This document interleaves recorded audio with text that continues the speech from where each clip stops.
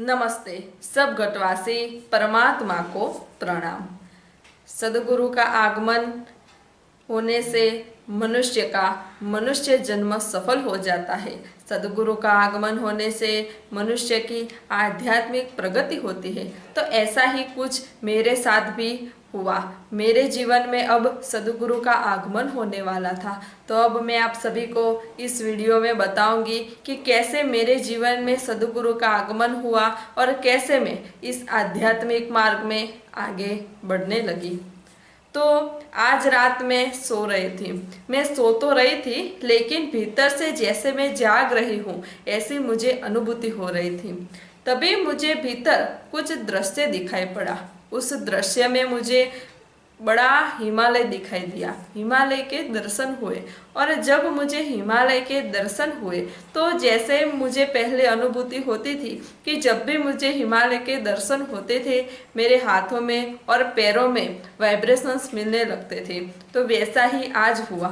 हिमालय के दर्शन होते ही थोड़ी ही देर में मुझे अपने दोनों हाथों में और दोनों पैरों में ठंडे ठंडे स्पंदन मिलने लगे।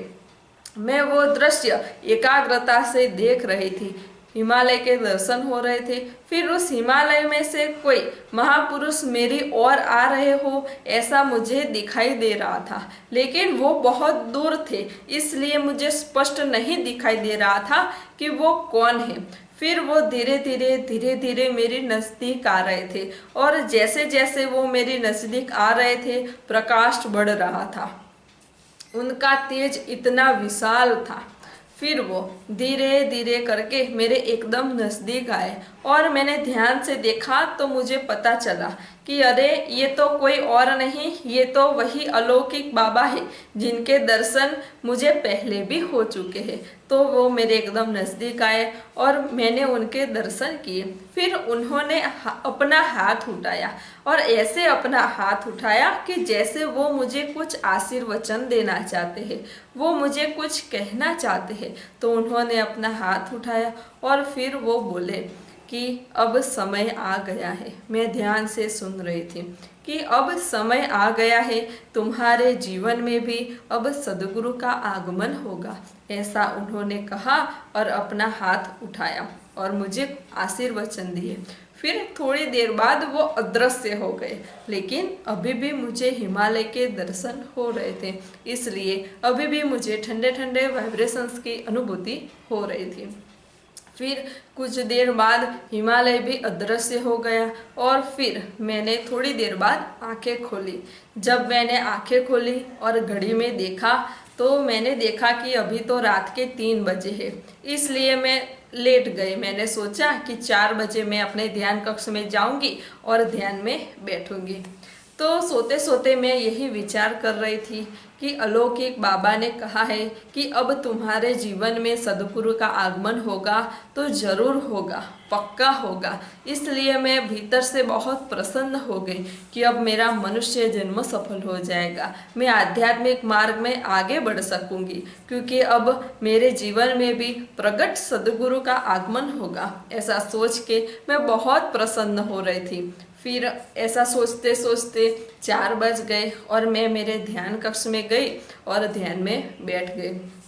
तो आज तो मुझे ध्यान में सदगुरु के ही विचार आ रहे थे, सदगुरु का ही स्मरण हो रहा था कि सदगुरु कैसे होंगे, सदगुरु का मेरे जीवन में आगमन होगा तो मेरा मनुष्य जन्म सफल हो जाएगा। ऐसा मैं सदगुरु के विषय में ही सोच रही थी। और सोचते सोचते जब मैं सदगुरु का नाम लेती थी तो मेरे भीतर असीम शांति का अनुभव होता था। तो मैं ये सोचती थी कि अगर उनका नाम लेने से असीम शांति का अनुभव होगा तो उनके दर्शन प्राप्त करने से उनके सानिध्य में कितनी शांति, कितना आनंद, कितनी अनुभूतियाँ होगी, ऐसा मैं सोच रही थी। और आज तो ध्यान में ये सोचते सोचते ही समय कब बीत गया पता ही नहीं चला, और 1.5 घंटा बीत गया। फिर मैं 5:30 और 6 के बीच में ध्यान में से उठ गई और फिर मैं अपना कार्य करने लगी। तो अब मैं यही सोच रही थी कि अलौकिक बाबा ने कहा है कि अब तुम्हारे जीवन में सदगुरु का आगमन होगा, तो कब होगा, कैसे होगा, ये मैं सोच रही थी। तो उतने में ही शाम हुई और शाम को हमारे घर पे कई सारे रिश्तेदार आए। तो वो अपनी सांसारिक बातें कर रहे थे। तो उनमें से एक हमारे नज़दीक के रिश्तेदार थे। तो उन्होंने कहा कि हम सदगुरु के यहाँ जाते हैं। अरे मैं तो सुन के बैठ ही गई वहाँ कि सदगुरु के वहाँ जाते हैं। फिर उन्होंने कहा कि हाँ, हम सदगुरु के सानिध्य में जाते हैं। फिर उन्होंने कहा कि आपको पता है सदगुरु कौन है? हमने कहा नहीं। उन्होंने कहा सदगुरु कोई व्यक्ति नहीं, वो तो विश्वव्यापक चैतन्य शक्ति है। सदगुरु भूत भविष्य और वर्तमान के ज्ञाता है। हमारे हृदय में जो बात होती है वो सदगुरु को पहले ही पता चल जाती है। उन्होंने कहा सदगुरु के सानिध्य में जाने से मनुष्य जन्म सफल हो जाता है और आध्यात्मिक, भौतिक और सर्वांगीण प्रगति होती है। ऐसी वो बात कर रहे थे। फिर उन्होंने ये भी कहा कि आप हमारे घर पे आना, मैं आपको सदगुरु के पुस्तक भी दिखाऊंगा और पढ़ के भी सुनाऊंगा। तो हमने कहा ठीक है। ऐसा सुन के मैं ये विचार करने लगी कि क्या ये वही सदगुरु तो नहीं जिनकी बात मुझे अलौकिक बाबा ने की है। ऐसा मैं सोच रही थी, लेकिन भीतर से मुझे यही लग रहा था कि यही मेरे सदगुरु है, क्योंकि आज ही अलौकिक बाबा ने कहा है कि तुम्हारे जीवन में सदगुरु का आगमन होगा। और आज ही सदगुरु का नाम, आज ही सदगुरु मेरे द्वार आ गए, ऐसी मुझे अनुभूति हुई। आज ही ये रिश्तेदार आए और उन्होंने कहा कि हम भी सदगुरु के सानिध्य में जाते हैं। इसलिए मुझे अंदर से यही लग रहा था कि यही मेरे सदगुरु हैं। तो सदगुरु के विषय में विचार करते करते हफ्ता, 1.5 हफ्ता जैसा बीत गया। फिर हर रोज तो मैं ध्यान में बैठती थी और मुझे कुछ ना कुछ अनुभूतियाँ तो होती ही रहती थी। फिर 15 दिन के बाद एक दिन शाम को मैं अपने ध्यान कक्ष में आई और ध्यान में बैठ गई। शुरुआत में इतना ध्यान नहीं लग रहा था, लेकिन आधे घंटे बाद मुझे थोड़ी निर्विचार स्थिति प्राप्त हुई और मैं आंखें बंद करके शांत चित होकर के बैठी हुई थी। तो तभी मुझे अपने भीतर कुछ दृश्य दिखाई पड़ा। कोई दिव्य महापुरुष के दर्शन होने लगे। वो दिव्य महापुरुष श्वेत वस्त्रों में बैठे हुए थे। उनके गले में पुष्पों की माला थी।